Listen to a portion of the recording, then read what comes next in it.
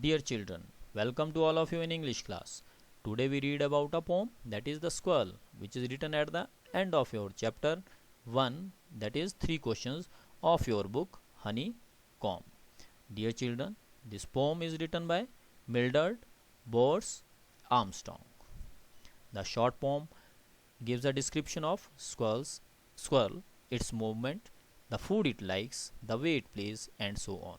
प्यारे बच्चों, आज हम एक छोटी सी कविता पढ़ेंगे जिसका नाम है गिलहरी। उसमें गिलहरी के बारे में, वो क्या भोजन पसंद करती है, किस तरह खेलना पसंद करती हैं, इत्यादि आदि के बारे में बताया गया है। बच्चों, मैंने कविता के लिए एक शब्द यूज़ किया है इंग्लिश में। क्या है वो? पोम। मैंने पोएम नहीं बोला है। The real pronunciation of this word is poem. इसमें ई साइलेंट होता है। Now let's start about the poem the squirrel. You may have seen a squirrel sitting on the ground eating a nut. प्यारे बच्चों, आपने गिलहरी देखी होगी जो ज़मीन पर बैठकर अखरोट खा रही होती है। What did it look like? वो कैसी लगती है? Here is a poet's description of just such a squirrel. यहाँ पे जो कवि उसी गिलहरी के बारे में व्याख्या कर रही हैं। Let's read this poem first. He wore a question mark for tail, an overcoat of grey. He sat up straight to eat a nut. He liked to tease and play, and if we ran around his tree, he went the other way. These 6 lines written by Mildred Bors Armstrong. तो प्यारे बच्चों, यह छोटी सी poem है। इसमें आप एक चीज़ देख रहे होंगे कि यहाँ पे ही शब्द यूज़ किया गया है स्क्वारल के लिए। तो बच्चों, हम जनरली एनिमल्स के लिए क्या यूज़ करते हैं? इट। मगर ये पोएट ने इसके लिए यहाँ पे ही यूज़ किया है। इसको एज अ इसको पर्सोनिफाई किया है, एज अ पर्सन यूज़ किया है, ह्यूमन बीइंग यूज़ किया है, और उसे जो है मस्कुलिन जेंडर के रूप में ही यूज़ किया गया है। तो ही यहाँ पे ही का मतलब इधर क्या है? स्क्वारल का। Now let's know about its explanation of this poem. He wore a question mark for tail, an overcoat of grey. The stanza begins with the physical description of the squirrel. The squirrel is grey colored, and therefore the poet says that he wears an overcoat of grey. His tail is twisted like a question mark. प्यारे बच्चों, यहाँ पे कवि ने जो है गिलहरी के कलर के बारे में बताया है। उसका कैसा कलर है? ग्रे कलर का है। और ओवरकोट का जो बात कर रही है जो कवि, उसका मतलब यह है कि जो इसकी स्किन है वो बड़ी लूज़ है। वो ऐसा लगता है जैसे इसने ओवरकोट पहना हुआ है। प्यारे बच्चों, गिलहरी हमेशा पूंछ को सीधी खड़ी रखती है अक्सर, और उसकी जो टिप है परंतु वो मुड़ी भी होती है। तो उसने उसको किस तरह डिस्क्राइब किया है?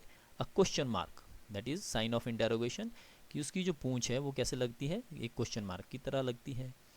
Now third line, he set up straight to eat a nut. The poet describes the food the squirrel mostly enjoys. He loves to eat नट।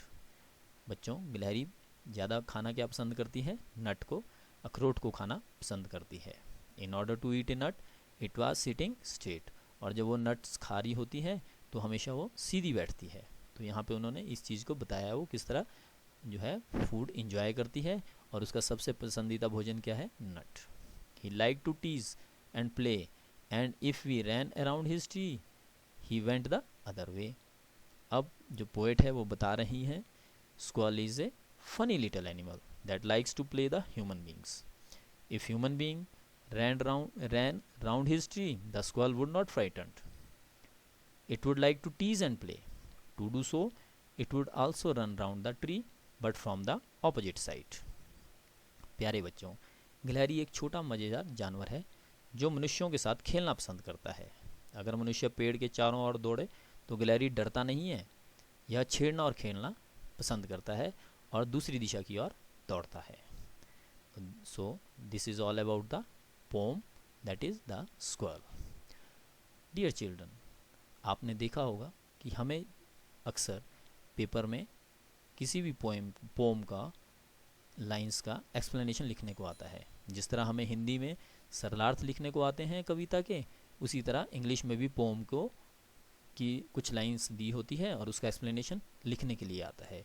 तो वो एक्सप्लेनेशन हम किस तरह लिखते हैं उसके बारे में भी जानें। Let's know about this explanation. take it this poem as an example.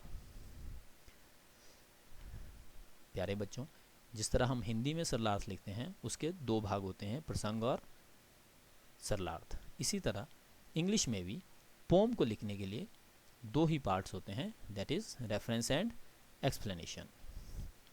Reference जिसे हम हिंदी में प्रसंग कहते हैं, रेफरेंस में वही चीज़ आता है जैसे हिंदी में आपको कविता की लाइंस के लिखने के लिए शब्द यूज़ करते हैं, वैसे इंग्लिश में भी हम उसी तरह प्रसंग लिखते हैं और उसको इंग्लिश में हम क्या कहते हैं, रेफरेंस। तो बच्चों, रेफरेंस में दो चीज़ें हमें ज़रूर पता होनी चाहिए कि वो लाइंस किस कविता की हैं और उसके कवि कौन हैं। जैसे यहाँ पे हम बात कर रहे हैं इस पोम की, तो इसमें क्या है, the above lines have been taken from Mildred Bowers Armstrong's composition the squirrel. हम इसे ऐसे भी लिख सकते हैं बच्चों, the above lines have been taken from the poem the squirrel written by Mildred Bowers Armstrong. Now explanation. The stanza begins with a physical description of the squirrel. जो बच्चों हमने पीछे एक्सप्लेन किया उसको हमने रिटन फॉर्म में लिखना है, सिंपल सी बात है। सरलार्थ भी हम इसी तरह लिखते हैं हिंदी में, उसी तरह इंग्लिश में भी हम ऐसे ही लिखते हैं। The poet saw a squirrel sitting on a tree and ate nuts. Its tail was upward with the tip pointing downwards. Thus the tail seemed to be making a question mark. It has a grey coat. It was so loose that the poet called it an overcoat. Further, the poet describes the food that the squirrel mostly enjoys. He loves to eat nuts. In order to eat a nut, it was sitting straight. Squirrel is a funny little animal that likes to play with human beings. If human beings ran round his tree, the squirrel wouldn't be frightened. It would like to tease and play. If anyone went too close to the squirrel would go and hide in the other direction. Moreover, the poet loves the game of hide and seek between him and the squirrel. तो बच्चों, इस तरह कवि अपने और गिलहरी के बीच लुका छुपी के खेल को बहुत पसंद करता है। So dear children, this is all about the poem, that is the squirrel. I hope that you understand the poem, especially about the squirrel. I underline the difficult words in this video. Kindly watch this and write the meaning of these difficult words in English as well as in Hindi. Moreover, I also expect that you write the explanation of this poem in your notebook. Furthermore, dear children, there is a worksheet along with this video. Kindly solve the questions so that you can able to develop more understanding about the poem, that is the squirrel. Thank you. Be happy and safe.